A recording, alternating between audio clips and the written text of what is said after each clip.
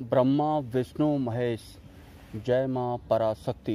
इंसान को इस स्थूल जगत में सबसे ज़्यादा भय अगर किसी चीज़ से लगता है तो वो होता है अंधकार। क्योंकि जैसे ही हमारे आंखों के आगे अंधेरा छा जाता है तो हमें हमारी इन स्थूल आंखों से कुछ नहीं दिखाई देता है, तो इसके रिजल्ट में हमारे मन में भय उत्पन्न हो जाता है। क्योंकि एक इंसान होने के नाते और इस स्थूल जगत में सरवाइव करने के नाते हम सिर्फ उन चीज़ों को ही सर्टिफाइड करते हैं या फिर उन चीज़ों के साथ ही सहज हो पाते हैं जिस चीज़ का कोई ना कोई मतलब या फिर कोई ना कोई रिजल्ट हमारा जो दिमाग है वो लगभग 99% निकाल लेता है। तो इन स्थूल चीज़ों की संगत के बीच में इस स्थूल शरीर के साथ अगर हमारे इस स्थूल शरीर के आगे अंधकार छा जाता है तो उस अंधकार में हमारा दिलो दिमाग जब किसी पर्टिकुलर बिंदु पर नहीं पहुंच पाता है तो वो असहज हो जाता है और भयग्रस्त भी हो जाता है। लेकिन जो परमात्मा है या फिर सूक्ष्म संसार की कोई अन्य शक्तियां हैं, उनके लिए अंधकार या फिर प्रकाश कोई मायने नहीं रखता, क्योंकि वो सूक्ष्म रूप में रहते हैं और सूक्ष्म रूप में ही सरवाइव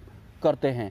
इसके ठीक विपरीत जो इंसान होता है वो स्थूल रूप में ही जी रहा होता है और उसके लिए जो ये अंधकार होता है वो एक बहुत बड़ी भयानक चीज होती है। अगर एक आम इंसान अपने सूक्ष्मतम स्तर को जागृत करना शुरू कर देता है तो यकीन मानिए उस इंसान की सूक्ष्म जगत की जो यात्रा की शुरुआत होती है वो अंधकार से ही होती है, जैसे कि ध्यान का शुरुआती चरण। और जो ईश्वर हैं, जो परमात्मा हैं, उन्होंने भी इस सूक्ष्म जगत को कुछ ऐसी व्यवस्था के तहत गुप्त रखा हुआ है जिस व्यवस्था से उस इंसान को 101% भय जरूर लगेगा जो इस स्थूल जगत को ही सच मानकर बैठा हुआ है।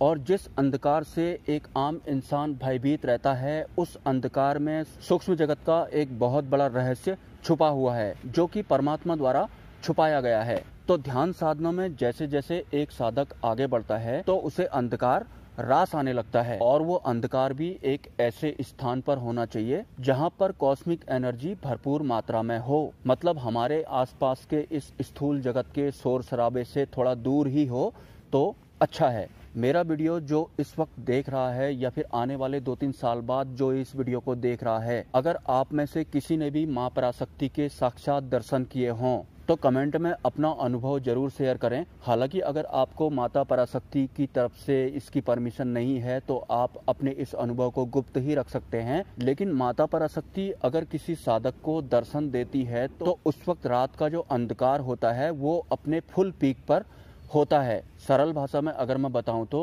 अगर किसी साधक को माँ पराशक्ति के फुल HD में साक्षात दर्शन करने हैं तो उस साधक का जो स्थान है वो एक तो बिल्कुल अकेले में होना चाहिए, और रात का अंधेरा जब पसर जाता है तो वो अंधेरा भी अपने फुल पीक पर होना चाहिए। तो ही उस साधक को उस भयंकर अंधेरे के बीच माता पराशक्ति का चमकता हुआ चेहरा, चमकती हुई 2 आंखों और एक तीसरी आंख के साथ साफ साफ दिखाई पड़ता है। और अगर वो साधक थोड़ा उच्च स्तर का हो गया है तो कम से कम 3 या 4 सेकंड के लिए तो वो माता पराशक्ति को देख ही सकता है। उससे ज्यादा माँ पराशक्ति को देखने की ऊर्जा एक आम साधक में नहीं होती। और ये जो अनुभव मैं आपको बता रहा हूँ ये किसी एक भक्त का है। भयानक रात के काले अंधेरे में अगर किसी साधक को माँ पराशक्ति दर्शन दे देती है तो यकीन मानिए उस दिन के बाद उस साधक को अंधकार बहुत ज्यादा प्रिय लगने लगता है और रात्रि में वो साधक घनघोर अंधकार का इंतजार भी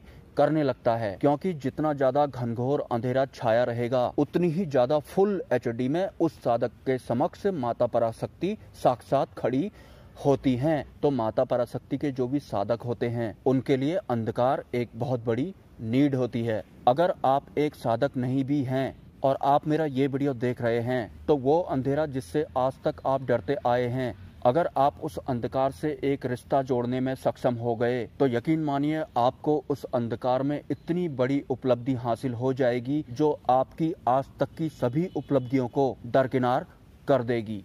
एक्चुअल में जो सूक्ष्म जगत है वो इतना आसान भी नहीं है कि किसी इंसान ने आंख बंद करी और आंख बंद करते ही सीधे सीधे उसके सामने हनुमान जी, भोलेनाथ या फिर माँ पराशक्ति खड़ी हो जाएंगी। उस इंसान को सूक्ष्म जगत की शक्तियों द्वारा कुछ ऐसी परिस्थितियों में डाल दिया जाएगा जिस स्थूल जगत को आज तक वो सच मानता आया था उसका उस स्थूल जगत से मन भरने लगेगा। तो सूक्ष्म जगत में जाने से पहले और सूक्ष्म जगत में जाने के बाद इंसान का जो मनोभाव है वो टोटली चेंज हो जाता है। पहले इंसान इस स्थूल जगत में बहुत कुछ प्राप्त करना चाहता था, अपना नाम बनाना चाहता था, और जैसे ही इंसान की सूक्ष्म जगत में एंट्री हो जाती है और अगर वो एक उच्च स्तर का साधक बन जाता है तो फिर उस इंसान के लिए ये स्थूल जगत कोई खास मायने नहीं रखता। अगर उसके बाद उस उच्च स्तरीय साधक के लिए इस स्थूल जगत में कुछ चीज मायने रखती है तो वो है उच्च स्तर के इंसान या फिर साधक या फिर संत।